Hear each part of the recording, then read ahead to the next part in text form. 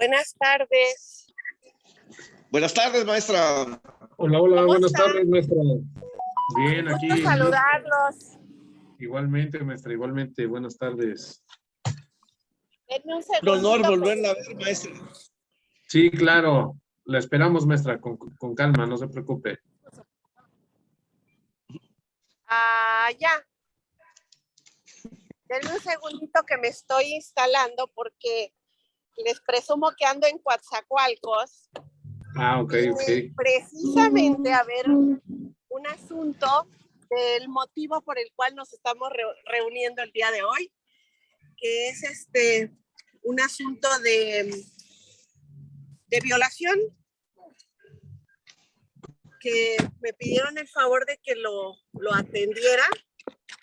Así que parte de lo que vamos a platicar hoy voy a utilizar como ejemplo pues los trabajos que estamos haciendo acá. Y adicionalmente pues está muy interesante por las personas que están implicadas, ¿no? Claro. Entonces, Sí, pareciera algo muy ad hoc, que se prestó precisamente, ¿no? para la del día. Y claro que sí. Así Pero es. Pues vamos a, claro que sí, maestra, si está lista, vamos a dar inicio. Perfecto. Pues muy buenas tardes, estimados amigos. Ya estamos listos de parte de la barra de profesionales en Derecho y peritos en Ciencias Forenses AC. Les damos la más cordial de las bienvenidas. Y bueno, pues siempre es un honor y es un lujo tener aquí a gente invitada, experimentada, como expositora que nos va a compartir precisamente un tema, pues, pareciera hasta de moda, ¿no? Porque ya de verdad que los que nos dedicamos al litigio, el no conocer o no llevar un delito sexual en cualquiera de sus modalidades, creo que es muy complicado. Siempre vemos si no es un acoso, es un abuso, es una violación, y bueno, siempre lamentablemente menores implicados, y creo que es muy, muy interesante y muy importante, sobre todo por la experiencia que tiene la doctora Marisela Cifuentes López, quien es abogada postulante especialista en el sistema procesal acusatorio, traernos este tipo de temas, las actividades de la defensa en los delitos sexuales. Seguramente los tips que nos va a compartir, el trabajo tan importante que realice ella, muchas veces nos toca como asesor jurídico, muchas veces nos toca como defensores. En este caso vamos a hablar precisamente de ello, pero bueno, pues siempre es grato recibir a una gran amiga que pues siempre que le llamamos por ahí, acuda a nuestros llamados. Ya tenemos años que la conocemos y de verdad siempre agradecidos porque nos abre un canchito ahí en su tan apretada agenda. Maestra, bienvenida, buena tarde. Gracias, muy amables y sobre todo para mí siempre va a ser un gusto encontrarme contigo, aunque sea en estos espacios virtuales, mi querido David. Ha sido, sí, ya un camino, tiene rato que nos conocemos y siempre, pues, yo viviré agradecida de las veces que me has abierto también el espacio para que la gente, pues, vaya ubicando mi trabajo. Yo siempre lo he dicho, a mí me encanta la práctica profesional, el litigio, pero creo que no me podría desprender de la otra parte, que es la cuestión de la academia, el escribir algunas obras pues para que nuestros colegas, mis alumnos, amigos que van incursionando en este medio, pues adquieran ciertas herramientas que les puedan funcionar. Y en relación al tema por el cual me invitaste, desde luego que agradezco mucho el interés. Sé que lo hay porque fíjate que hace algún tiempo, yo creo que un par de años, no estoy muy segura de la fecha, escribí un libro que tiene que ver con, escribí un libro, hice un video que tiene que ver con este tema, que es el asunto de los delitos sexuales, y cómo deberíamos trabajar nosotros que estamos en la parte, sobre todo de la defensa. En ese tiempo la enfoqué en el tema defensivo, porque tenemos un punto que yo considero que a veces nos juega en contra. Un criterio que se ha entendido de manera limitada.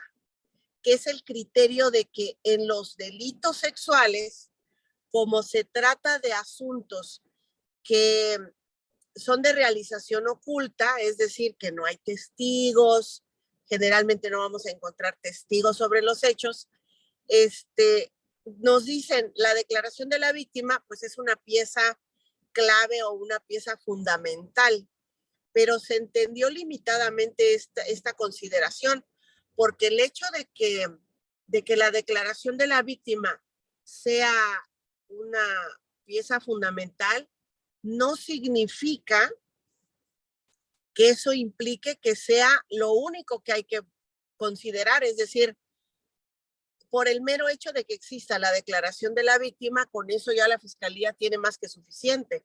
Eso no sería correcto de entenderse de esta manera, porque esos criterios, la mayoría de ellos, contienen dos condiciones de las que a veces la Fiscalía, la asesoría jurídica están perdiendo de vista. La primera condición, o sea, primero partamos de la regla, ¿no?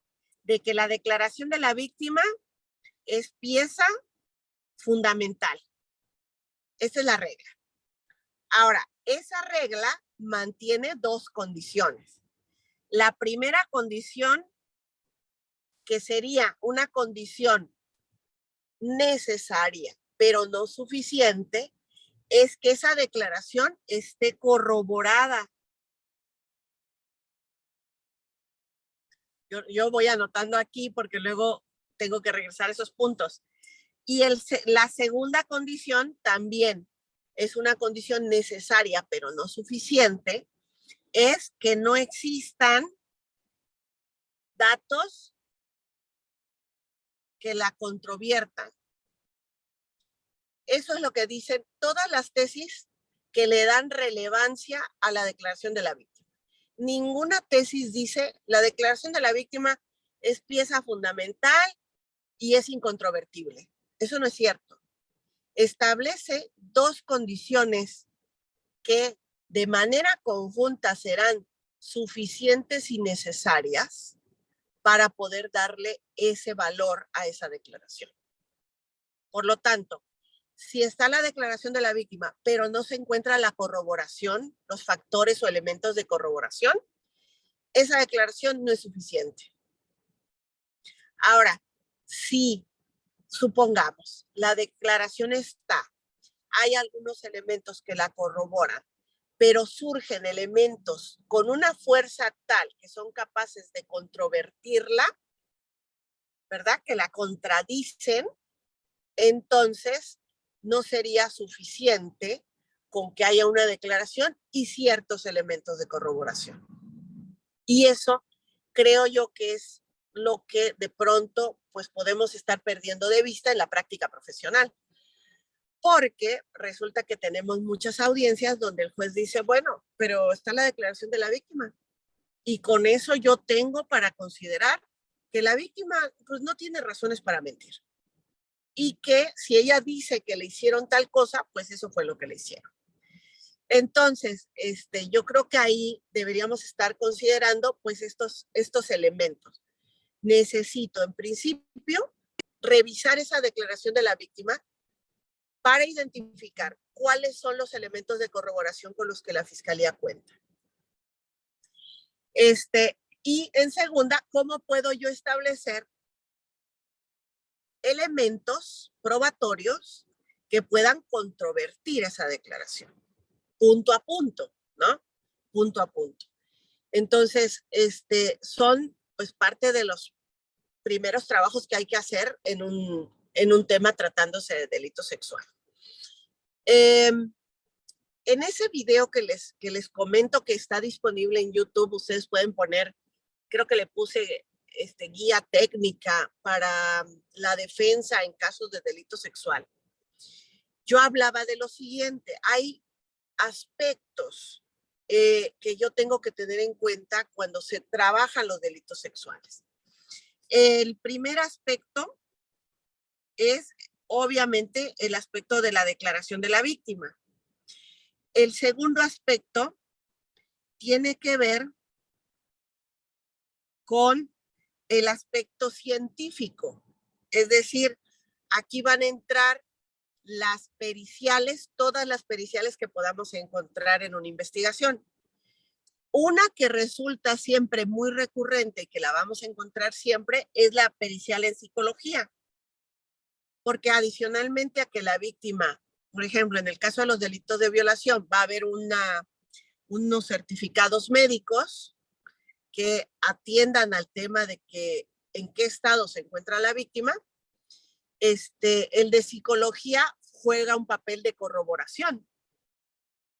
Y regularmente en el de psicología hay compatibilidad entre el relato y cómo la encuentra la psicóloga. Incluso, aunque eso sea un mero indicador, se hace una impresión diagnóstica, que es una evaluación, una entrevista que no dura más allá de 40 minutos. Y de pronto el psicólogo dice, tiene elementos que indican que esta persona sufrió alguna forma de violencia sexual. Pero ojo, porque luego estamos confundiendo lo que es una impresión diagnóstica de lo que es un dictamen. Y eso es lo que también tenemos que observar. La impresión diagnóstica se diseñó hace aproximadamente unos 20 años, si no me equivoco. Se los comento porque seguramente muchos lo saben ya, pero los que no, pues les comparto porque también, bueno, hay gente muy joven. Lo sé además de primera mano porque durante un tiempo fui Ministerio Público, pero las impresiones diagnósticas eran una evaluación rápida que se requería para poder consignar un asunto dentro de las 48 horas. Acuérdense que en un sistema en el que nos movíamos con una teoría de acción concreta, yo, Ministerio Público, para poder ejercitar la acción penal, tenía que tener elementos de prueba, tenía que poder acreditar, se llamaba cuerpo del delito, ¿no? Entonces, necesitaba elementos o pruebas rápidas. En materia de psicología, un psicólogo no te puede hacer una prueba rápida y llegar a un dictamen de que una persona está afectada, porque ese dictamen se caería a las primeras de cambio. Entonces, a partir de una serie de acuerdos, ahorita no recuerdo los números y las fechas, pero se estableció el origen de las impresiones diagnósticas. Y dijeron, las impresiones diagnósticas no son un dictamen, son una herramienta metodológica para establecer que una víctima por lo menos tiene indicadores de haber sido víctima de alguna forma de delito. En este caso, lo que hace el psicólogo pues, es platicar, hace una entrevista y utiliza la observación. Habla con la víctima, la observa y su lenguaje verbal, las pausas, el llanto, su apariencia física, la vestimenta que trae, las condiciones en las que llega, el perito le pone, de acuerdo a la impresión diagnóstica que yo acabo de asumir, y de acuerdo al libro del autor fulano de tal, que señala que una víctima de delitos sexuales debe de reunir por lo menos estas características, pues yo sí se las veo a primera vista. Entonces, la mayoría de las impresiones diagnósticas van a salir en sentido positivo. Ese es un hecho. No le van a quitar a la fiscalía la oportunidad de investigar. Y menos tratándose de delitos sexuales. Con posterioridad, ese psicólogo tendría que realizar un dictamen.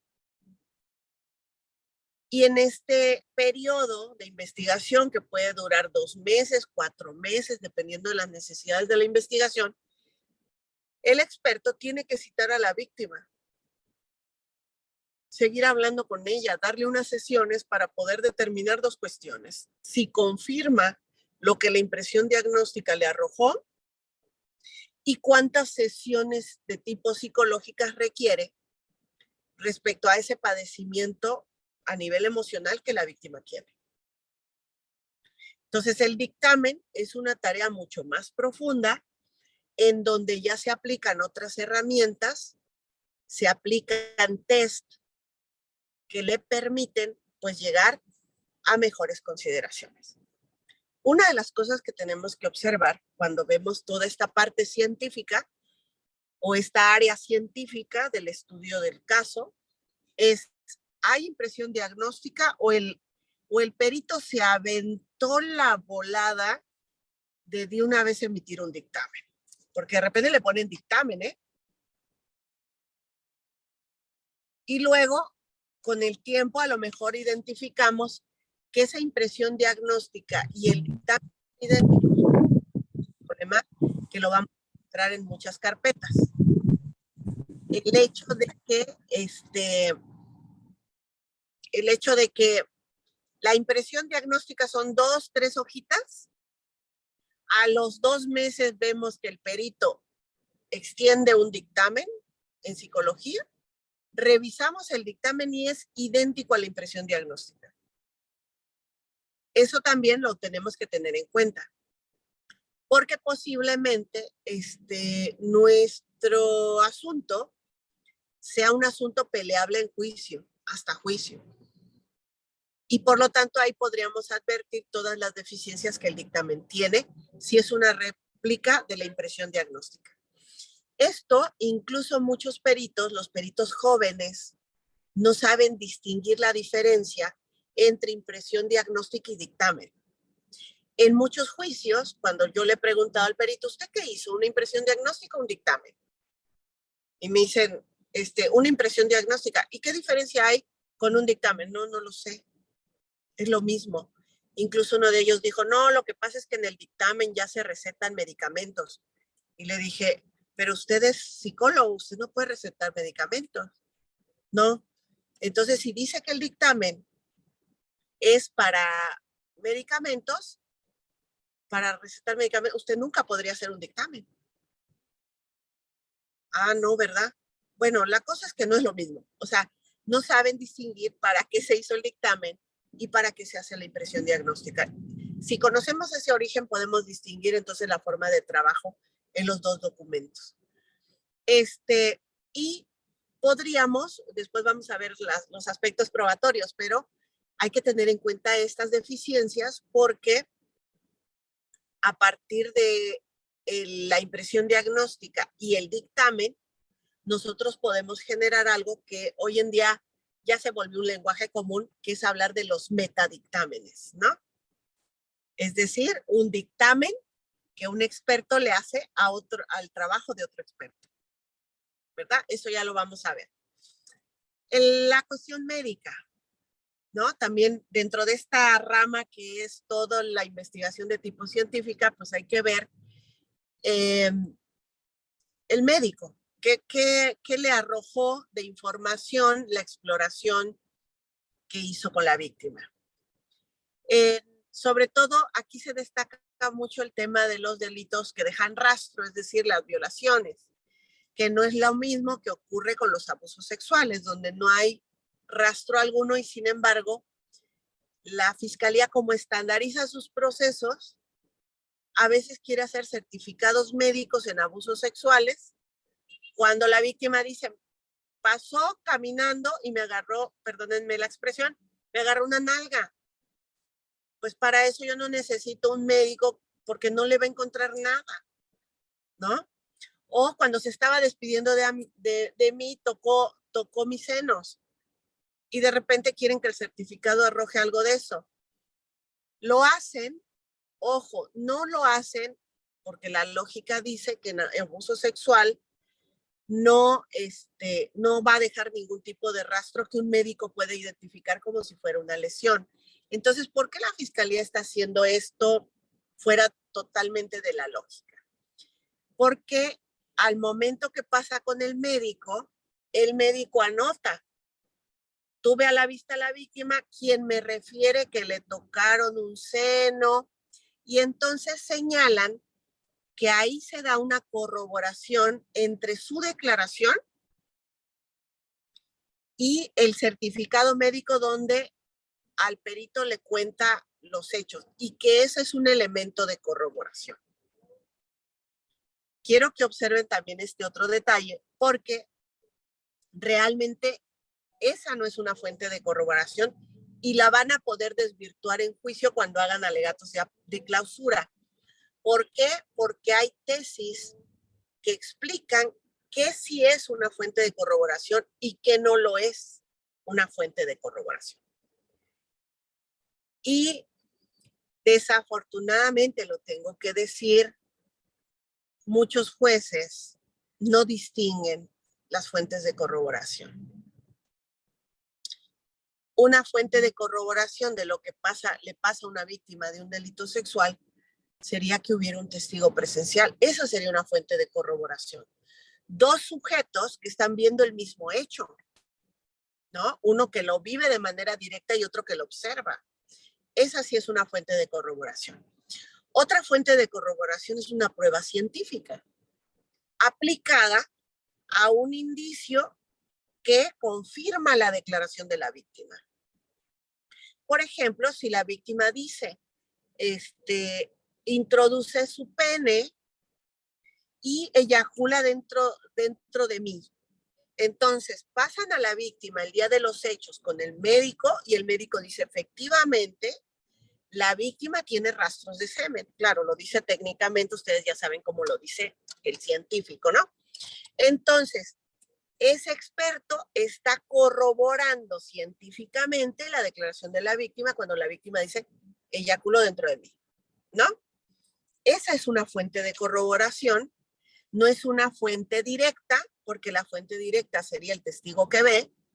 Esta sería una fuente indirecta porque confirma a través de otros mecanismos lo que la víctima sabe. ¿Sí? Y la tercera fuente de corroboración que dicen los criterios de los tribunales tiene que versar sobre la veracidad de los testimonios, ¿no? Por ejemplo, el testigo que ve y una persona que dice, yo sé que el testigo vio y que estuvo ahí porque pues yo lo vi cuando llegó a ese lugar, ¿no? Es decir, la tercera fuente para corroborar un dicho sería sobre la veracidad de una de las fuentes de información. Este es el tercer elemento de que sí es una fuente de corroboración. Y con esto que quiero decirles, que por ejemplo, el médico que certifica a una víctima que no tiene rastros y que obviamente sería fuera de toda lógica pasarla con el médico si lo que le hicieron fue que le agarraron una nalga, perdónenme la expresión, no lo están, lógicamente todos sabemos, entonces, ¿para qué están haciendo la prueba si no le van a encontrar rastros? Lo están haciendo para generar una supuesta prueba de corroboración, para decir, también se lo dijo al médico.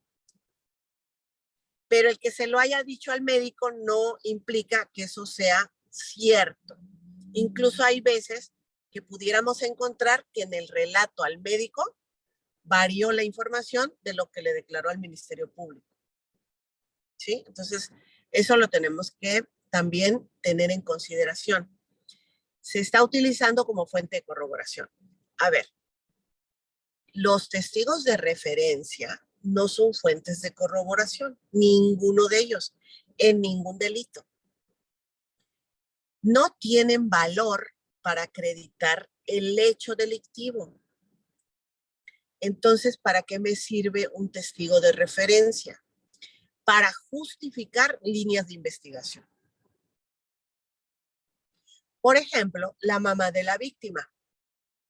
Supongamos que la víctima llega llorando a su casa y le dice a su mamá, me acaba de pasar esto, me subí un taxi, un tipo me echó una sustancia, me quedé dormida o me empezó a golpear y a bordo del taxi me violó. Se lo cuenta la mamá. La mamá es una fuente de corroboración. Sin embargo, la mamá no puede ser, la mamá es un testigo de referencia, pero no puede ser una corroboración de la hija. El que corrobora o es prueba directa o prueba indirecta, construida sobre los hechos. La mamá lo que está haciendo es repetir lo que la hija le dijo. y no puede ser fuente de corroboración como tal. ¿Sí? Esto también de repente se confunde. La mamá lo que hace es repetir, pero ¿qué es lo que te corrobora que algo es de determinada forma? El haberlo apreciado o el haber practicado una prueba que confirma. ¿Sí? No sé si me explico con esa parte. Esta tesis que les digo de que los testigos de referencia no tienen valor convictivo, la van a encontrar con el rubro testigos de referencia, testigos de oídas o declarantes por referencias de terceros, su valor convictivo, algo así, ¿no? Si le ponen declarantes por referencias de terceros, así es como los tribunales le han reconocido el carácter a los testigos de referencia.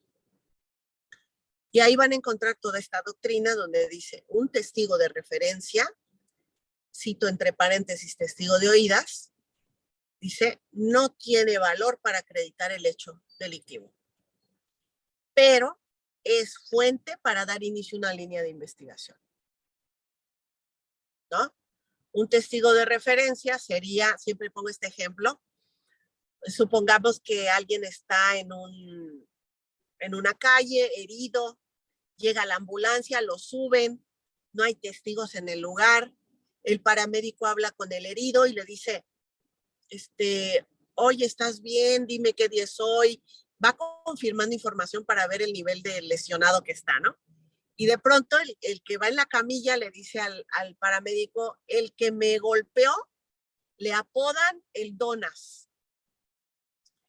Y entonces al llegar al hospital y bajarlo en la ambulancia, en ese momento se muere. La patrulla que le pidió el auxilio y los servicios médicos llega al hospital y busca al de la ambulancia, ¿no? Y le dice, oiga, necesito una entrevista, ¿qué fue lo que pasó con la persona que trajeron? Oiga, se murió, pero tengo información que le puede servir. Dijo que el que le hizo esto es un tal Donas, una persona apodada el Donas. Y a partir de ahí se construye una línea de investigación. La policía sabrá qué hacer con esa información, le preguntará a la familia si conocen a un tal Donas, si en esa colonia alguien ubica un Donas, hasta que finalmente dan con el Donas, lo acusan del homicidio y se lo llevan a juicio. Entonces el de la ambulancia acudirá a juicio, pero la razón por la que acude a juicio no tiene que ser, por lo menos nosotros tenemos que argumentar esto en juicio, no es para acreditar el hecho. Es para acreditar el origen de la línea de investigación. Ese testigo no puede ser tomado en cuenta como un testigo que corrobora el delito. Es el que da inicio a una investigación que conduce a atrapar al Donas, ¿sí? Declarante por referencias de tercero lo ubican en el buscador ahí de la Suprema. Si no, yo con mucho gusto después les paso los números de las tesis que estoy invocando, ¿eh? La otra, la de las fuentes de corroboración, se las paso también a través del maestro David, porque de momento ahorita no tengo el número aquí a la mano, ¿no? Bueno, esto que les comparto es la segunda cuestión que hay que revisar, que es todo este canal científico con el que cuenta la Fiscalía. Medicina, psicología, podríamos generar dentro de esta columna de elementos científicos cualquier otra pericial que se hubiera relacionado con los hechos. La tercera fuente de análisis va a ser una investigación de tipo jurídica. Es decir, esto se trata de echarse un clavado en la carpeta de investigación, pero desde la perspectiva jurídica. Es decir, necesito ver quiénes intervinieron en la investigación, si estaban facultados para intervenir, los alcances de su intervención porque de repente nos hemos llevado unas tremendas sorpresas. Al hacer esto, al hacer una investigación de tipo jurídica y revisar, por ejemplo, los policías que participaron, las entrevistas que practicaron, a quienes entrevistaron, en qué fechas y horarios, podemos encontrar irregularidades en la actuación, lo que podría ser incluso motivo de alguna nulidad y a lo mejor en algunos casos motivos de sobreseimiento. ¿Sí? Ejemplo, en el lugar de los hechos encontraron un teléfono, ¿no? La víctima dice, voy caminando por una calle, al pasar junto a un terreno baldío, un sujeto me jala del brazo, me avienta al terreno baldío y ahí me impone la cópula. Obvio, la víctima lo dice diferente. Me tira al suelo, me quita la ropa, me rasga la ropa, introduce su pene, hace movimientos, y luego ya cuando termina me doy cuenta que estoy sangrando y el sujeto se va, ¿no? Supongamos que este fuera uno de esos hechos. Ahora, al llegar al lugar, la policía de investigación aparece, identifico quiénes son las unidades, quiénes son los policías que llegaron, quién los facultó para haber ido a esa zona, qué tipo de investigación llevaron a cabo cada uno de ellos. Y oh, sorpresa, ¿no? Aparece en ese lugar que recolectan un teléfono celular. Llegan a la fiscalía, se lo entregan a la fiscalía y el fiscal dice, pues hay que hacer una inspección en el teléfono. Lo prenden,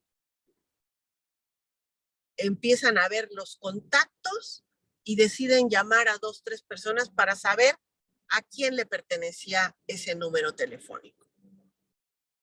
Y cuando alguno de esos contactos contesta, que es de los contactos más frecuentes en el listado de llamadas, alguien dice, llaman, por ejemplo, y dicen, oiga, quiero saber de quién es este teléfono porque me lo encontré tirado. Ah, pues es de mi amigo Juan Pérez fulano y tiene su domicilio en tal lado. Y eso motivó su detención, la orden de aprehensión, en fin, un sinnúmero de cuestiones. Bueno, esa actuación es absolutamente irregular, ¿sí? Por los 3 factores que incluyen el derecho fundamental a la inviolabilidad de las comunicaciones privadas. Todos sabemos que el 16 de la Constitución protege las comunicaciones privadas. Y en uno de sus párrafos señala que solamente serán válidas las comunicaciones en donde uno de los intervinientes que participe en la comunicación aporte la comunicación. Eso lo sabemos. Cuando analizamos lo que yo siempre insisto, es la doctrina jurisprudencial sobre inviolabilidad de las comunicaciones, vamos a identificar por lo menos 3 ámbitos o 3 esferas de la inviolabilidad de las comunicaciones. La primera de las esferas es la más conocida, que es el hecho de que mensajes de texto, de audio, de voz, no puedan ser revisados, consultados, vistos, aportados al proceso, a menos que no haya una autorización judicial para haber entrado al teléfono y obtenido esa información. Ese es uno de los ámbitos. El segundo ámbito tiene que ver con los equipos, con los aparatos en sí, haya o no haya mensaje de texto. Y este es uno de los ámbitos más interesantes. Para este ejemplo puntual, hay una jurisprudencia que dice, en tratándose de teléfonos abandonados o cuyo titular se desconozca, también se requiere autorización judicial. Aun cuando no se hubiese encontrado mensajes de audio, de texto, o conversaciones de cualquier índole, aun cuando no se invadan las llamadas, aun cuando el teléfono hubiese estado limpio, sería violatorio del derecho a la inviolabilidad del domicilio el simple hecho de haber prendido el aparato. Porque potencialmente la inviolabilidad del domicilio, dice, no solamente implica el que haya un texto, un mensaje de texto en el WhatsApp, por ejemplo, sino que la protección va desde el momento en el que alguien, al prenderlo, puede tener acceso a cualquiera de esos mensajes. Desde ahí viene la protección. Entonces, para eso se requería una orden judicial. Y nosotros hemos encontrado pues, que muchas veces se hace este tipo de cuestiones. Se manipulan los teléfonos, se prenden, se prueban. Incluso si se sabe el número del teléfono, hay gente que ha marcado de la fiscalía o de la policía, ha marcado para confirmar el número. Pero para eso lo prendió, ¿no? Entonces, estos aspectos también serían motivo, por ejemplo, de un tema de nulidad. Y el tercer aspecto es el de los que ya conocemos, que son los datos conservados, ¿no? Lo que se protege en los datos conservados es que yo tengo derecho a mantener mi privacidad o mi intimidad, de que nadie sepa cuántas veces le marqué al maestro David, por ejemplo, en el último mes, cuántas veces marqué a mi casa, o cuántas veces me marqué con, vaya usted a saber con quién. Entonces, los datos conservados lo que hacen es aportarte la compañía telefónica, tus llamadas entrantes y salientes a nivel numérico, ¿no? ¿Cuántas veces marcaste en un mes o en un periodo? ¿A quién le marcaste? ¿Cuántos datos usaste? Y luego las coordenadas donde tu teléfono estuvo colgándose de las antenas durante un periodo de tiempo. Entonces, eso también, si hacemos una revisión jurídica de una carpeta, podríamos encontrar ahí las funciones deficientes, los actos irregulares que podrían motivar temas de nulidad. Entonces, en esa investigación jurídica, pues, también la tenemos que hacer con mucho cuidado. Y el último aspecto que yo siempre he planteado es una investigación que yo le llamo antropológica, pero cualquiera podría decir, bueno, ¿a qué se refiere? Pues es que hay que ir al lugar de los hechos. Hay que ir a donde se supone que ocurrieron las cosas. Hay que hablar con las personas que vieron o que no vieron, que saben o les consta. Hay que meterse en la posición de la víctima y en el lugar del victimario o el imputado. Y, por ejemplo, yo ahorita ando en Coatzacoalcos por un hecho en el que se acusa a una persona que comete el delito de violación. Y me llamó mucho la atención el lugar del hecho. Ocurre en un inmueble anexo a una iglesia. Y en ese lugar, pues se dan así como unas clases, ¿no? En el inmueble anexo. La víctima, que es una joven de 17 años de edad, describe uno de esos salones y le dice a la fiscalía, me lleva al salón de primaria donde se da la primaria, es un solo salón para todos los grados, me lleva al salón de primaria donde hay un closet, hay una ventana que da a la calle, me empuja contra una pared y estando de pie, ahí me impone la cópula. Pero hemos venido a revisar el lugar del hecho y entonces nos percatamos que el salón de primaria no tiene closet. Tiene una ventana que da un patio de servicio, no da a la calle. Y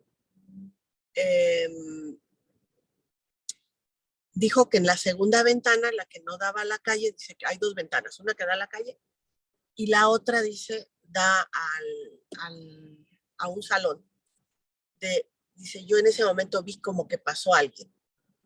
Bueno, esta segunda ventana está más o menos, porque yo ya me paré junto a la pared, está más o menos, yo soy en promedio una mujer más o menos alta, ¿no? Mido como unos 68 por ahí, unos 70.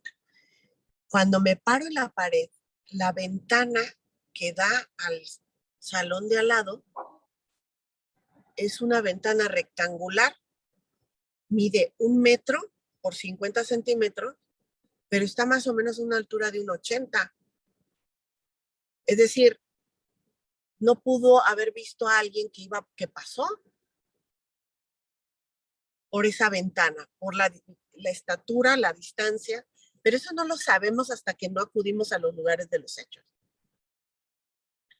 Entonces, en esos casos, yo siempre digo, en los delitos de violación, hay que ir a los lugares de los hechos, hay que ir en los horarios aproximados en los que se supone que ocurrió el hecho, en los periodos en los que se dice ocurrieron los hechos. Porque esto es importante. Este hecho, por ejemplo, ocurre en un periodo de pandemia. Hablo con la maestra de primaria, que es la que controla ese salón, y me dice, soy la única que tiene llaves. Y en pandemia nos suspendieron las actividades y nadie venía a este lugar. Nadie. Soy la única que si alguien hubiese venido aquí, me hubiera tenido que pedir la llave o que yo les abriera. Eso no lo sabemos si solamente nos enfocamos en carpeta. También tenemos que hacer todo este trabajo. ¿Por qué? Porque recuerden, una cosa son las fuentes de corroboración de la víctima, que les había comentado, que tenemos que revisarlas una por una, qué pruebas científicas hay, qué testigos hay, qué testigos de referencia tiene, qué documentales está aportando, etcétera. Pero acuérdense del segundo elemento que yo les decía que aparece en esa tesis. Dice, la declaración de la víctima es pieza fundamental siempre que esté corroborada y que no existan datos que la controviertan o que la contradigan. Y esa parte es la que nos toca a nosotros. Difícilmente un asunto sexual, por la relevancia temática, se resuelve sin pruebas, atacando pura corroboración de la víctima. Porque entonces, ¿dónde están tus elementos que controvierten esa declaración? ¿Sí? Constancias de documentos, por ejemplo, documentos que le remiten al colegio o acuerdos de la SEP que le remiten al colegio para decirle, de tal periodo a tal periodo se cierra por pandemia. Y que eso me lo aporte el director a través de una entrevista. Ahorita estamos recabando entrevistas, por ejemplo, ¿no? De las personas que directo o indirectamente tienen que ver con el lugar donde ocurrieron los hechos y que nos pueden dar cuenta de que eso no ocurrió en ese periodo y en ese lugar es imposible, ¿no? Trabajar el tema de peritos, ¿no? Que vengan a hacer pues toda esta reconstrucción del espacio, a describir el espacio, a medir las ventanas y a dónde dan, porque pues no basta con que yo lo sepa. Posiblemente la maestra se va a presentar a declarar en juicio y va a decir, yo soy la maestra de ese salón y ese salón es así y no tiene esto, no tiene lo otro. Pero necesito pues prueba científica, ¿no? En este trabajo antropológico donde entran los datos que van a controvertir la declaración de la víctima, tenemos, por ejemplo, que buscar testimoniales, documentales y pruebas científicas para poderla atacar en su momento. En cuanto a testimoniales, evidentemente que no puedo hablar son delitos de realización oculta. Nadie esperaría que hubiera testigos de del hecho. No voy a encontrar que la fiscalía tenga testigos del hecho. La gran mayoría de las veces son testigos inmediatamente posteriores al hecho, ¿no?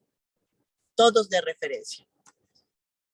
¿Yo qué tengo que establecer? Por ejemplo, si voy sobre una teoría donde digo que mi representado no participó en ese hecho. Entonces tendría que dar un sentido de dónde pudo haber estado mi representado ese día a esa hora. Y aquí entro en el panorama del 405 fracción primera del código, es decir, ¿qué teoría del caso vas a manejar para una absolutoria? ¿Ocurrió el hecho, pero mi representado no participó? ¿O definitivamente el hecho ni siquiera existió? ¿Ok?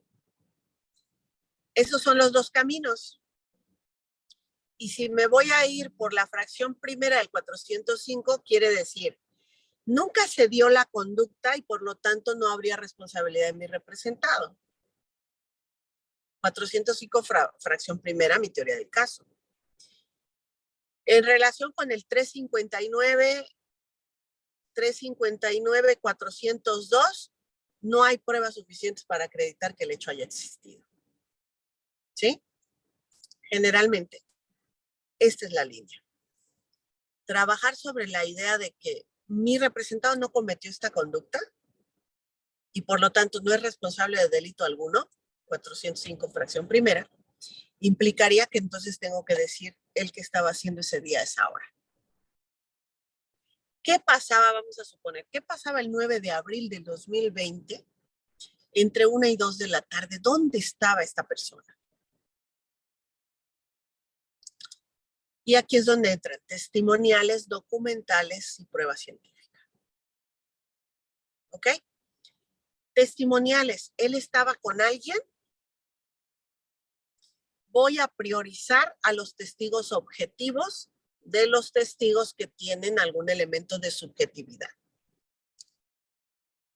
Voy a priorizar testigos objetivos porque, pues si pongo la esposa del imputado, quien andaba con él comprando en el supermercado, pues no me la van a comprar porque es la esposa del imputado, aunque eso hubiese estado ocurriendo en la realidad.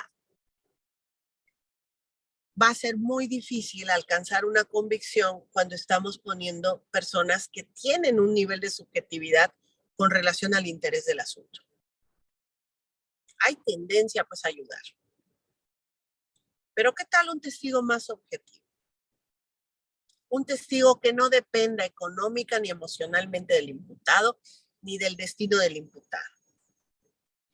Un vecino, un X persona que es compañero de trabajo, que estuvo en una reunión.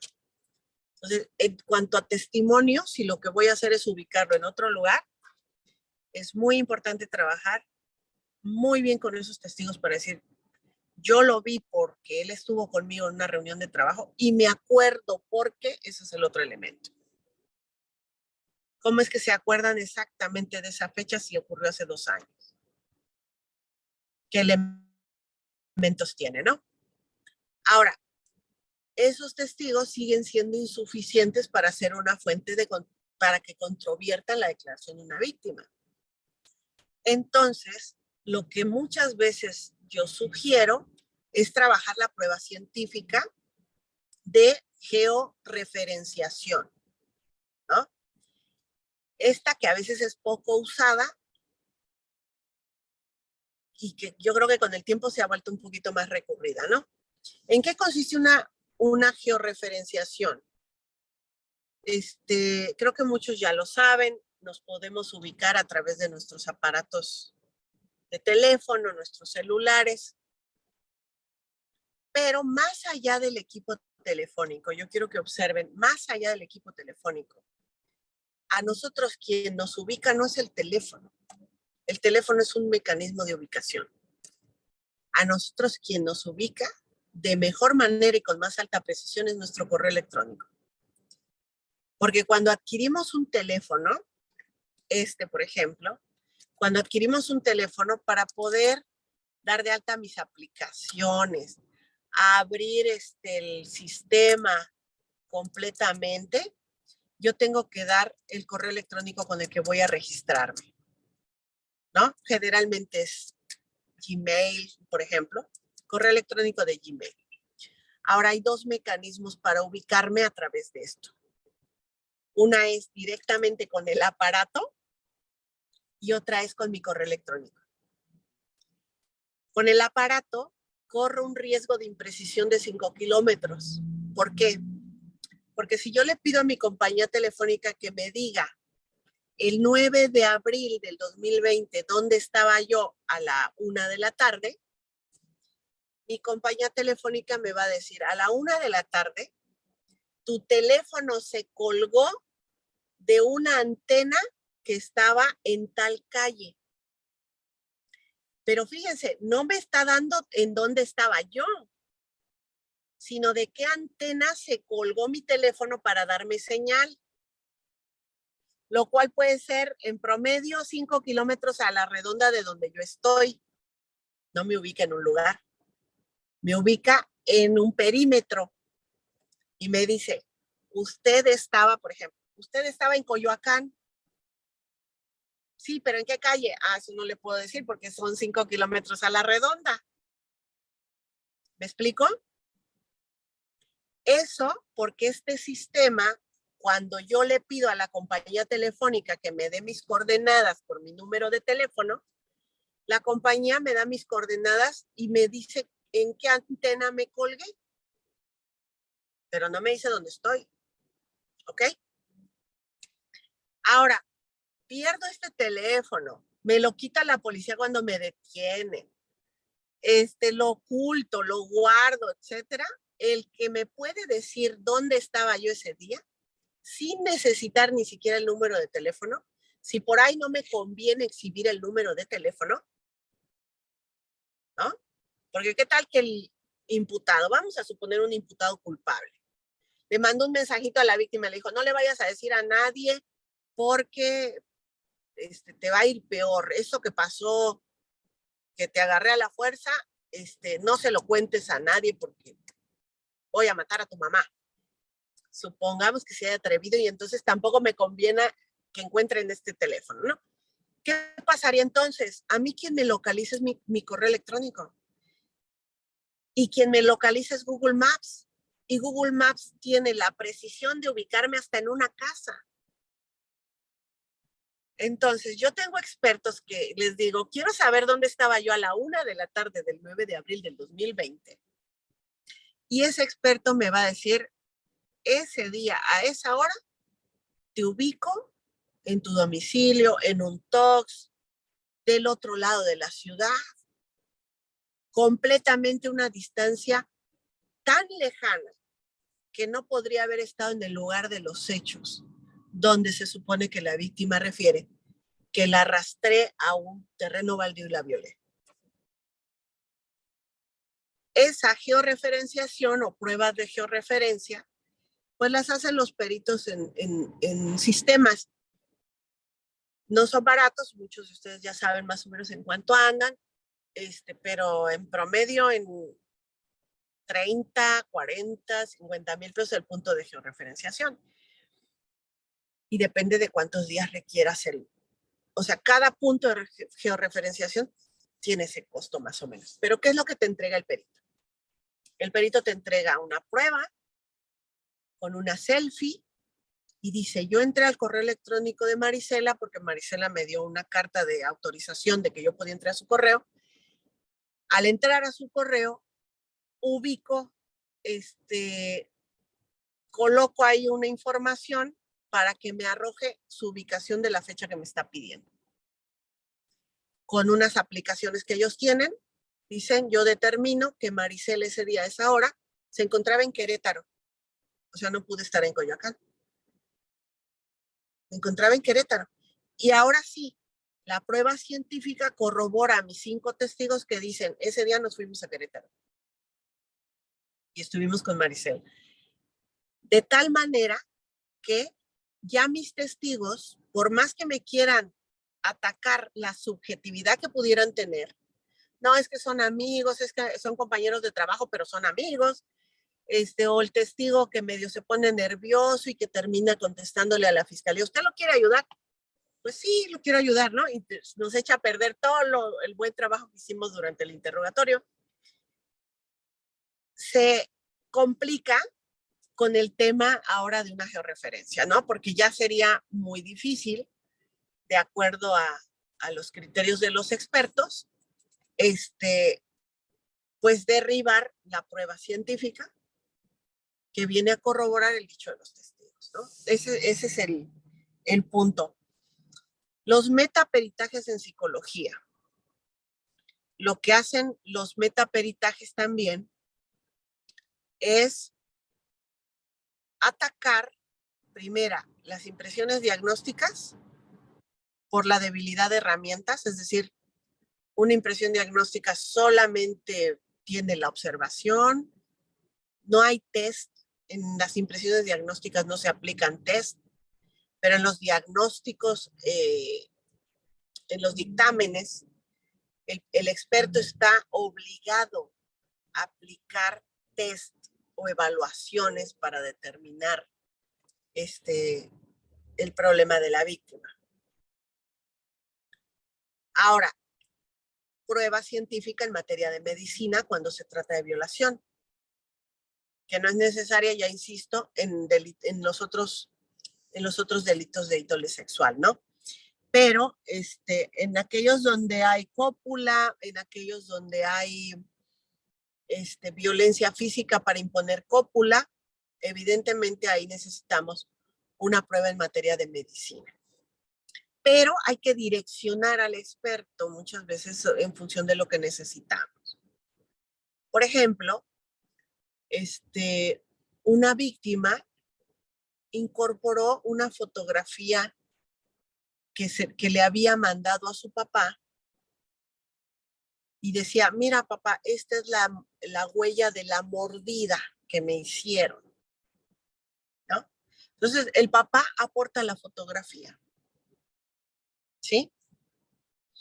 Para esa fotografía debieron haber ocupado un perito en informática, entonces ahí hay deficiencia probatoria. Por eso les decía, 359 y 402 tienen que ser parte de su argumento. Para poder incorporar esa imagen, tuvieron que haber pedido que un perito extrajera la fotografía de la fuente de origen. ¿Por qué? Cuando yo tomo una fotografía con este teléfono, lo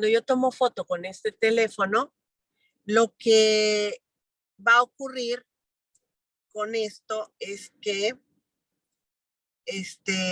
al abrir la foto, déjenme ver si tengo algún ejemplo por acá, pero creo que igual no lo alcanzarían a ver.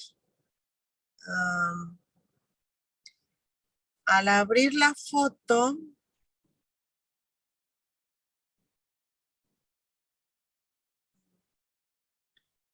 si lo tomé yo con mi teléfono,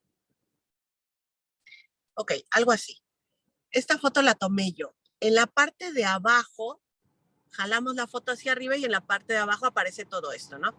Esos son los metadatos de la foto. Lo más importante de estos metadatos es que nos dice la fecha en que tomé la fotografía. Aquí dice 2 de agosto del 2022 a las 8:28 de la noche, ¿no? Luego dice Samsung, con qué teléfono la tomé, y me identifica el aparato de donde proviene la foto. Y luego por aquí marca una ubicación, unas coordenadas para poder establecer en dónde estaba yo cuando hice la foto. Para poder mandarle esta foto a mi amigo David, yo se lo mando por WhatsApp. Cuando le llega la foto a David, ya no trae los metadatos. Este es un mecanismo que hace WhatsApp precisamente para evitar el peso de la foto. Entonces, cuando le llega la foto a David, ya nada más le va a llegar la imagen, pero no dice los metadatos. Es decir, en este ejemplo que estoy poniendo, donde la hija le manda al papá la foto con una mordida, y le dice, mira papá, aquí está la mordida que me hicieron durante la violación. Y el papá la aporta al proceso, le han quitado lo más importante de la foto. No sabemos de qué fecha es. Si es de los hechos o 2 años atrás o 10 años atrás. El lugar donde se tomó la foto, quién la toma, de qué teléfono es, quién es la persona que se lo dio. El papá puede decir y puede cambiarle ahí arriba en el WhatsApp el nombre del contacto y decir que se lo mandó la hija, pero a lo mejor ni se lo mandó la hija. Entonces, cuando yo se lo mando al perito, le digo, perito, necesito que me determines 2 cuestiones, ¿no? Tú me dices cuántos expertos van a trabajar acá. Necesito que me digas que esa foto no se puede determinar quién la tomó, cuándo la tomó, de qué teléfono salió. Es decir, no da certeza la foto por la ubicación y la fecha. Y por otro lado, necesito que me determines en relación a la supuesta mordida, si la imagen es compatible con una mordida o no. Para mí que no lo es.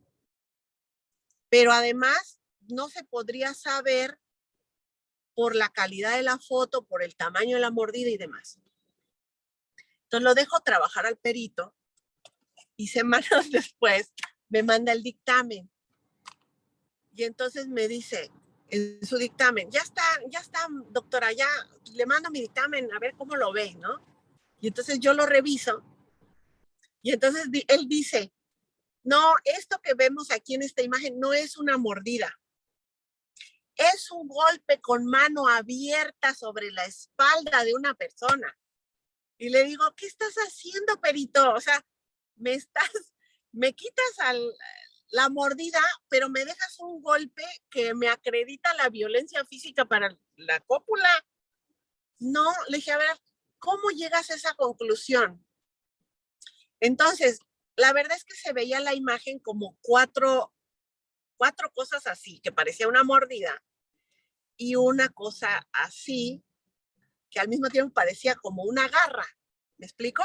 Por eso es que él cambia y dice, esto no es compatible con una mordida, pero sí parece un manotazo. Entonces le dije, mira, yo te voy a poner un ejemplo bien sencillo. Una roncha. ¿Sabes de qué tamaño es una roncha, perito? Sí. Me dijo, pues podría ser así, ¿no? De este tamañito, sí. ¿Qué pasa si yo me tomo una foto a una roncha y la amplío? Y luego a esa ampliación le hago una captura de pantalla, la recorto y te la mando. ¿De qué tamaño parece la lesión? Que era una roncha así. Ah, no, pues del tamaño del que me la mandes. O sea, podría parecer de este tamaño, como un manotazo. Podría parecer incluso más grande. Ahora, ¿de dónde sacas tú que es en la espalda si no tienes puntos de referencia en la foto? No sabes su tamaño porque no hay un punto de referencia en la foto. Si estuviera la lesión y al lado tienes de pie un lapicero, un lápiz, más o menos mides por el tamaño del lápiz el tamaño de la roncha o de la lesión. Pero si la lesión abarca toda la fotografía, no sabes si la lesión está en una pierna, en la rodilla o en la espalda. Solamente se ve un cuadro de piel.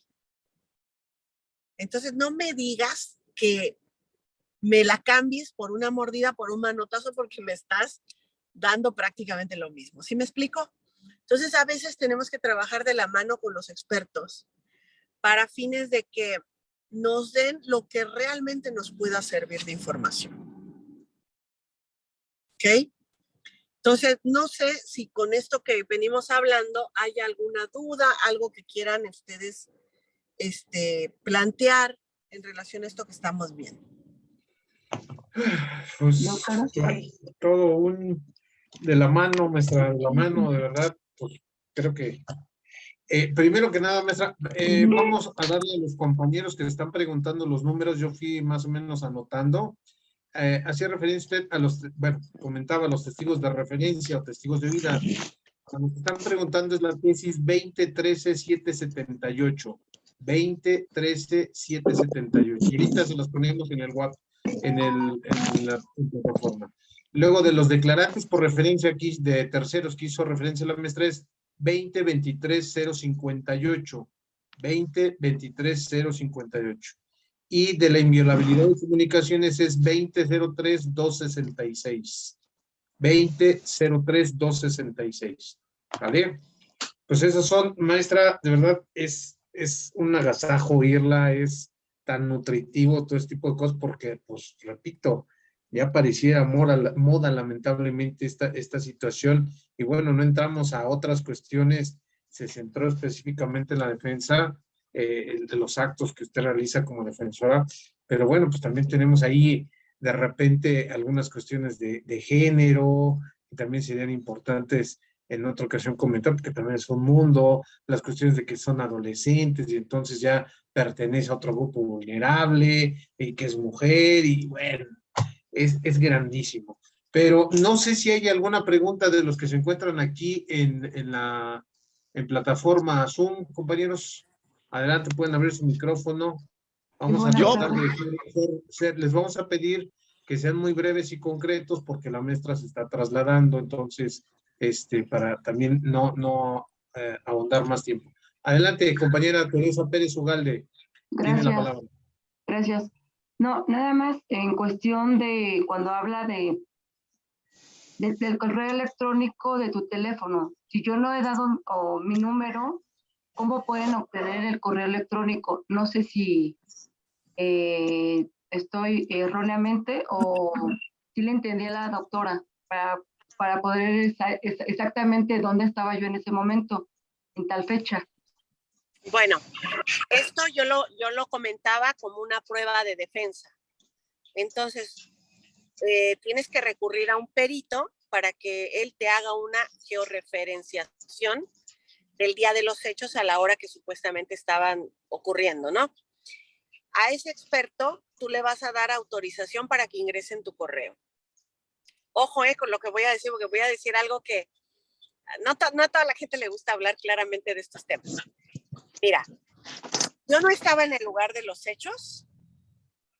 Mi perito me lo va a extraer al entrar en mi correo. Yo le doy autorización, es decir, hacemos un documento donde él dice, Marisela Cifuentes me dio autorización a su correo, que es mariselacifuentesl@gmail.com, y me proporcionó su contraseña, ¿no? Entonces nada más pone asteriscos ahí en la contraseña. Yo firmo donde le estoy autorizando que entre a mi correo. Él se ocupa de hacer todos los elementos tecnológicos para decir que yo estaba en Querétaro. ¿Qué pasa si, yo no tengo correo electrónico? Porque también pasa que hay gente que no tiene correo electrónico. Los expertos hacen milagros.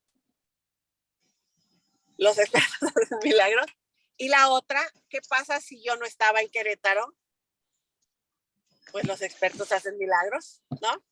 Me ponen en Querétaro cuando quiero estar en Querétaro.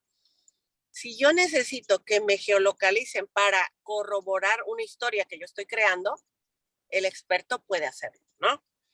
Entonces, ¿qué tiene que pasar? No necesito darle mi teléfono, por eso les decía, el número telefónico es para que la compañía telefónica a través de datos conservados me ubique a través de sus antenas. Pero una ubicación más precisa es a través de Google Maps y para eso ocupo el correo electrónico, no ocupo número de teléfono. ¿Por qué? Porque cuando tú andas paseando por la vida, yo ando ahorita aquí en Coatzacoalcos, y si yo quisiera que me geolocalicen, mi correo, aunque no abra yo el correo aquí en Coatzacoalcos, ya quedó registrado que yo estuve aquí. Aunque no lo abra, porque a través de mi teléfono, acuérdense que siempre nuestro correo está abierto en la aplicación, nuestro correo siempre está abierto. Entonces lo que hace es que, aunque yo no haya ahorita entrado al Gmail, ya me registró mi estancia aquí. Si yo quiero saber dónde estuve, me meto a mi correo y luego hay una parte del correo donde me da mi ubicación. Sí, es correcto, Entonces, está con eso, vinculada ya a tu cuenta así de es. Facebook, el Messenger, sí, está, y Google Maps está todo vinculado.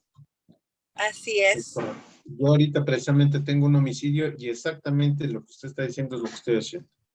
Tengo la versión de que el tipo lo acusan de homicidio de 2 personas, él estaba en su casa, subo una foto a Facebook que la toma de su teléfono y lógicamente estamos haciendo ese enlace. Llevamos un perito que todavía no comparece, pero estamos llevando testigos ahorita por parte de la defensa para acreditar, respaldar su versión y vamos a cerrar con esa prueba fuerte que es la de geolocalización para acreditar que efectivamente él estaba en su casa al mismo momento que estaba aconteciendo el hecho delictuoso en otro lado, ¿no?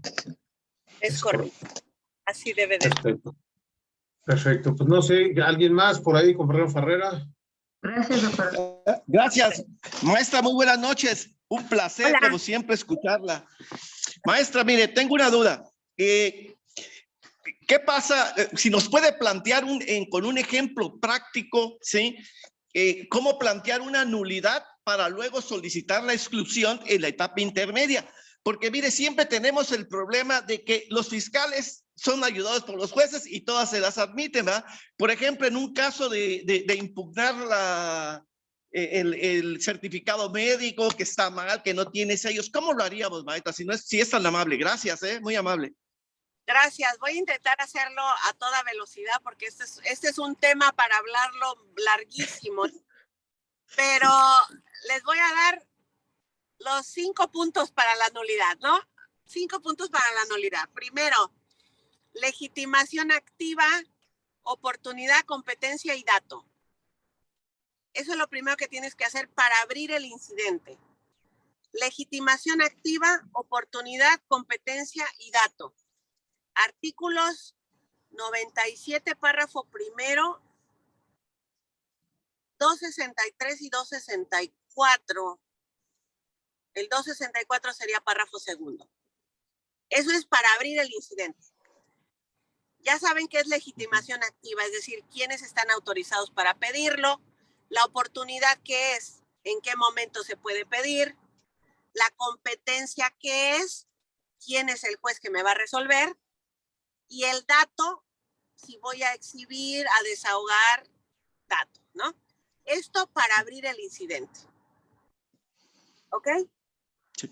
Legitimación activa, ahí va la frase, señoría. El artículo 97 y el 264 señalan que las partes procesales pueden solicitar el incidente de nulidad. En este caso, yo soy la defensa. Es decir, soy la parte procesal que lo está solicitando. Momento procesal oportuno, ahí va la frase. Se trata de una nulidad por violaciones a derechos humanos, por lo tanto se puede plantear en cualquier momento, artículo 97.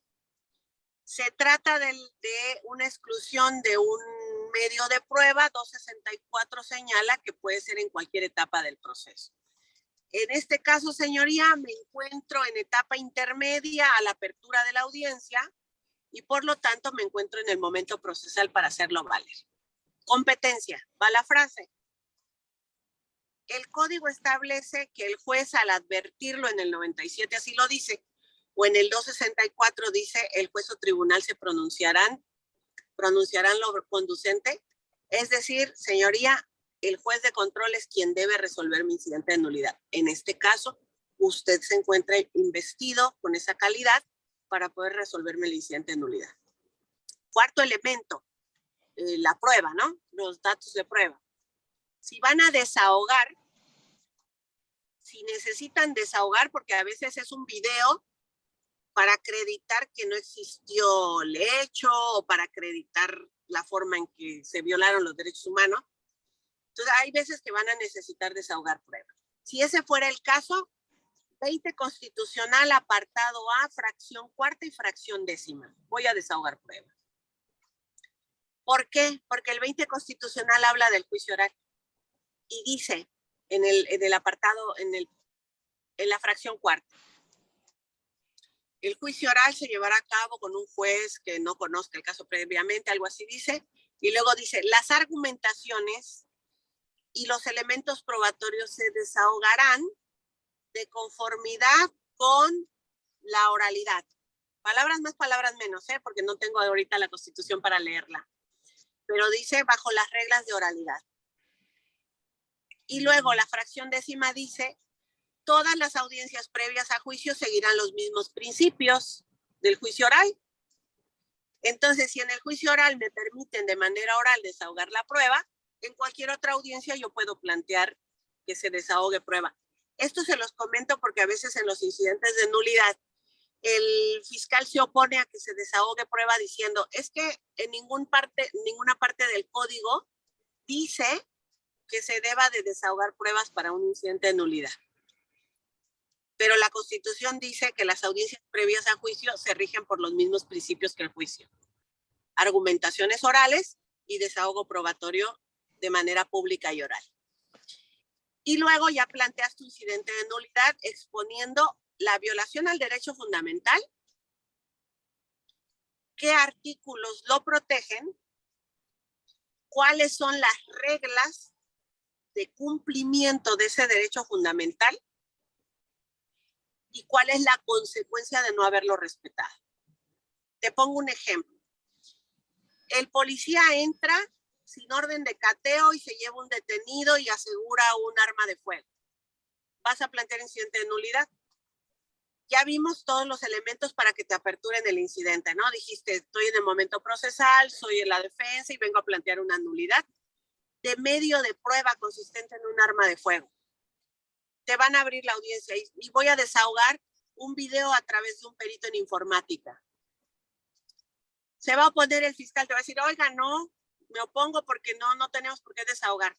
Sí, señoría, 20 constitucional, apartado A, no pierda de vista que es un sistema basado en principios y uno de los principios es que se haga de manera pública y oral, como lo refiere la fracción cuarta, pero la fracción décima dice que todas las audiencias que no sean en juicio se rigen por los mismos principios.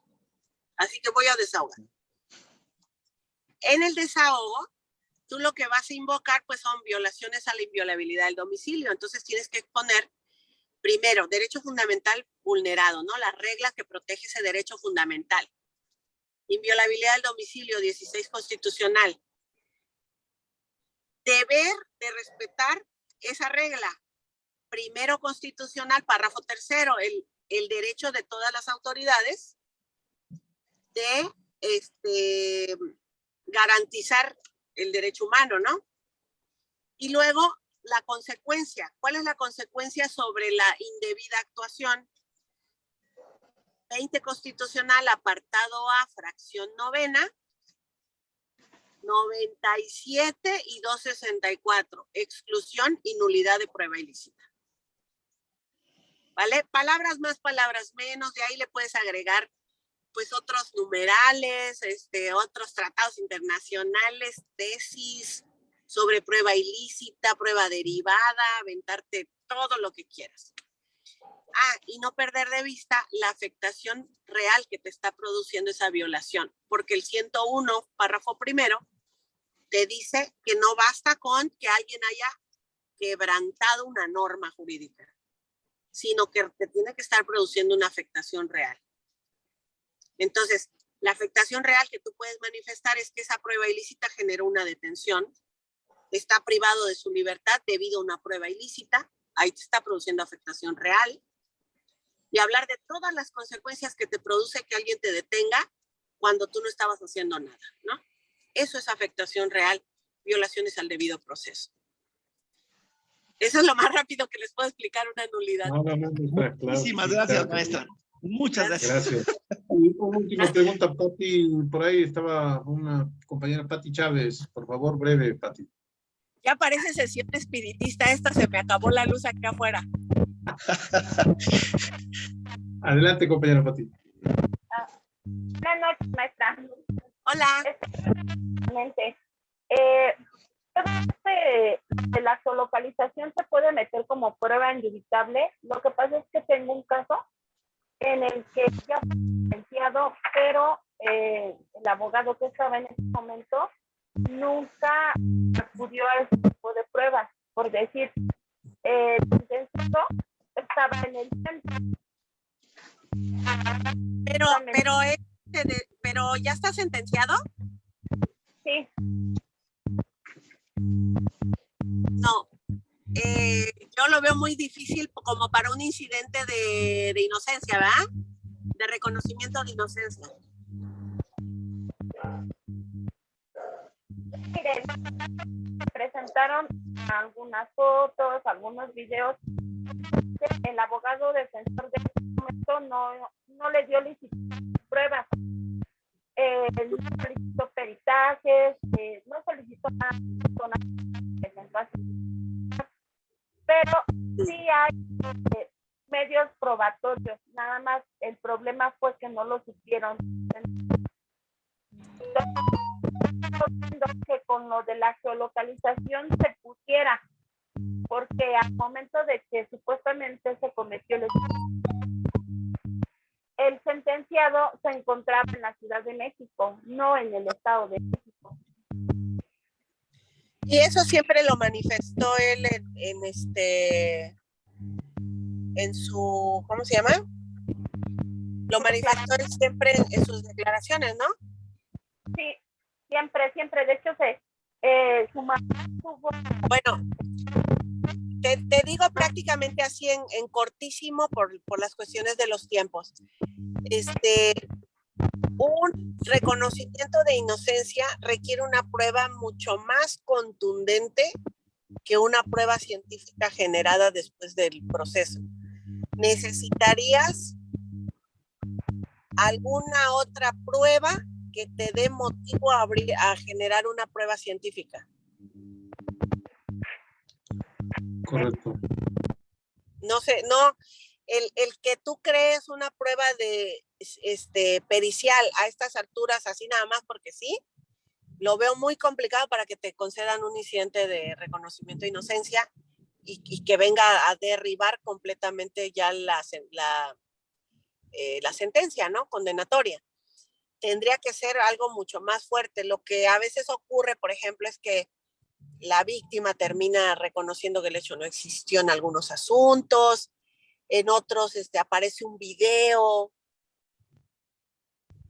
pero generar prueba ahora, lo único que estaría manifestando es que durante la investigación, durante el proceso, a lo mejor tuvo una defensa no adecuada, pero difícilmente un juez te va a dar esa razón porque es echarse la soga al cuello, porque ellos tuvieron que haberlo advertido y eso es difícil que un juez diga, sí, nunca tuvo un buen defensor que se pusiera a investigar lo que está haciendo esta otra defensa. Así no es. lo van a reconocer así. Sí, yo tuve una experiencia, compañera y maestra, más o menos algo parecido a lo que decía. En apelación quise ofrecer pruebas, el Código Nacional señala que sí se puede, pero sin embargo los magistrados dijeron que no. En el amparo ataqué precisamente lo que dice la maestra Marisela respecto a la deficiencia de la defensa y fue donde lo otorgaron precisamente reformando el procedimiento porque hasta amparo directo fue que se dieron cuenta que efectivamente hubo mala defensa y entonces ya pudimos incorporar esas pruebas, ¿no? Pero tenemos que llegar hasta el amparo, entonces sí hay que ver todo asunto muy en particular cómo está. Pero bueno, pues maestra, de verdad muchísimas gracias, compañeros que estuvieron aquí, muchísimas gracias a todos y cada uno de ustedes que hacen posible esto. Maestra, de verdad sabe que de corazón la queremos muchísimo, le agradecemos su tiempo. Solamente tener una pregunta, disculpe. Una pequeña pregunta. Vamos a escucharlo. No tengo pregunta. Adelante. Una pequeña pregunta, es que habló sobre, una disculpa, soy el licenciado Juan Islas, es un gusto conocerlos y la verdad es excelente esta plática. Habló sobre los metadictámenes, doctora, pero también habló sobre otro término técnico de un metadictamen, pero en cuestión de psicología. ¿Cuál era el término, perdón? Un metadictamen en cuestión de psicología me refería a que un experto evalúa a otro experto. No, pero nada más el término, ¿cómo lo señaló? No me acuerdo qué te dije. Metaperitaje. Metaperitaje.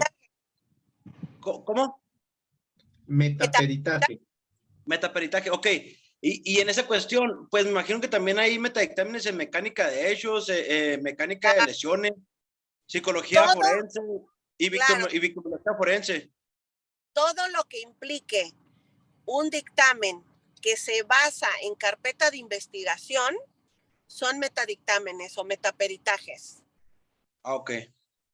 Entonces, puede ser que haya una pericial en mecánica de hechos por parte de la fiscalía y tú puedas contratar a un perito que evalúe ese dictamen y diga por qué está mal. Ok.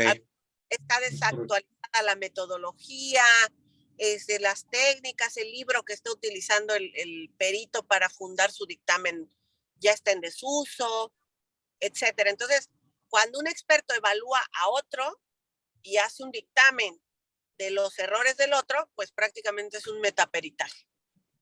Así Ok. es correcto. Deberían así ya dicho sea de paso, pues hacer una conferencia, igual que pues haya un costo para que también no esté pasando el tiempo, ¿verdad? Así nada más desapercibido, y estaríamos contentos de poder estar ahí en la conferencia, ¿eh? Claro que sí. Claro que Vamos. sí, con todo gusto. Con todo gusto lo programamos. Y bueno, realmente, Gracias. Por una cuestión igualmente, de compañero. justicia, por una cuestión de justicia, creo que hay una última manita levantada. No me quisiera ir para que digan que lo discriminamos. No, para nada. Adelante, compañero. Le agradezco mucho, doctora, Claro. por esa observación. Seré breve. Habló usted en relación a los milagros que puede hacer un perito en informática. En ese caso, si hiciera ese milagrito, no se puede plantear por parte de, en su caso, pues, si lo ofreció la defensa, el Ministerio Público, pudiera ofrecer un nuevo dictamen y tendría que estar obligada a la parte oferente a, a proporcionar, pues, sus datos para que el nuevo perito pueda ingresar y sacar los datos. ¿Y qué consecuencia generaría, pues, el hecho de que se desmienta un peritaje de esta naturaleza? Tiene usted toda la razón. Por eso tenemos que ser muy cuidadosos. Primera, los que andamos recomendando este tipo de dictámenes. La segunda, el perito. El perito, ¿por qué? Porque él es el responsable de lo que llega a informar a juicio y podría informar un hecho que es falso. Y eso, pues, es un delito, lo sabemos. Entonces, en cuanto a la consecuencia, es clarísima, ¿no? Fraude procesal podría ser el punto por ahí, un tema contra falsedad de declaraciones, en fin, o sea, hay consecuencias que tenemos que advertir en esta práctica. ¿Por qué? Porque frente a esa prueba puede existir una prueba de refutación. Es decir, la fiscalía podría decir, yo voy a traer a otro experto que tiene otra información u otros datos. Por eso es que hay que cuidar mucho en qué casos sí puedo hacer una georreferenciación y en qué casos no. ¿Por qué? Porque a lo mejor, si yo lo georreferencio en Querétaro, a lo mejor la fiscalía le aseguró un teléfono y tiene la información y tiene la autorización y podría obtener el dato. Entonces hay que ser muy cuidadosos ahí en qué casos presentar o no. Si cerrada la investigación, la fiscalía pues ya no hizo mucho o no tiene datos del teléfono de mi representado de que existiera algún número telefónico, entonces a lo mejor eso me salva un poco, me da más tranquilidad. Le agradezco mucho la información. Regresando nada más a un punto. En dado caso que ofrezcan la contraparte, pues la prueba, y si va a ser a través del correo, estaría obligada la parte, pues, a proporcionarle sus datos para que tenga acceso al nuevo perito.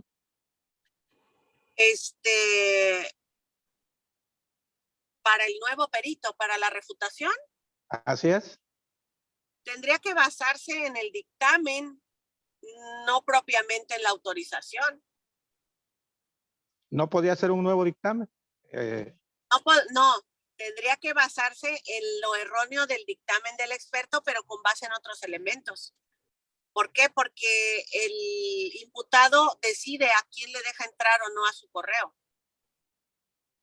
Y si no tiene esa autorización, a esas alturas yo veo muy difícil, sobre todo sobre el camino del juicio, que pidan una orden para entrar a su correo. Muy bien. Entonces, tendrían que hacer más bien, en lugar de meterse a su correo como esta idea, tendrían que hacer un metaperitaje sobre lo que hizo el experto de georreferenciación. Muy bien, muchas gracias por la información, doctora. Que tenga No, buenas al noches. contrario. Y bueno, nada más para cerrar, maestra, de verdad, entiendo lo del metaperitaje, porque normalmente en delitos sexuales es muy difícil que acceda uno a las víctimas, más si se trata de menores. Entonces, pues no te queda otra más que trabajar con el dictamen y criticarlo, tratar de atacarlo, precisamente con un mega dictamen nuevo que se genere por parte de la defensa, ¿no? Porque pues, es lo que te hablan de la revictimización y todo lo que puede existir si vuelves a valorar a la niña, ¿no? O al menor, ¿no? Pero bueno. Así. Pues bueno, pues maestra, lo dejamos. Muchísimas gracias, bonito regreso. Muchísimas gracias a todos.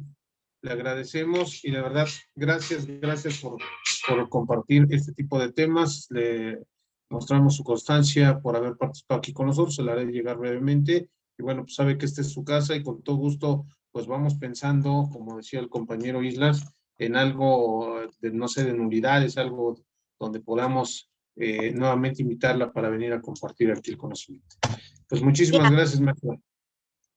Gracias, un abrazo para todos, nos vemos pronto. Igualmente, cuídense todos. Cuídese, maestra, hasta luego. Saludos, buenas noches. Saludos. Muchas gracias, buenas noches. Buenas noches. Buenas noches a todos. Gracias, buenas noches. Gracias, maestra. Bye, bye.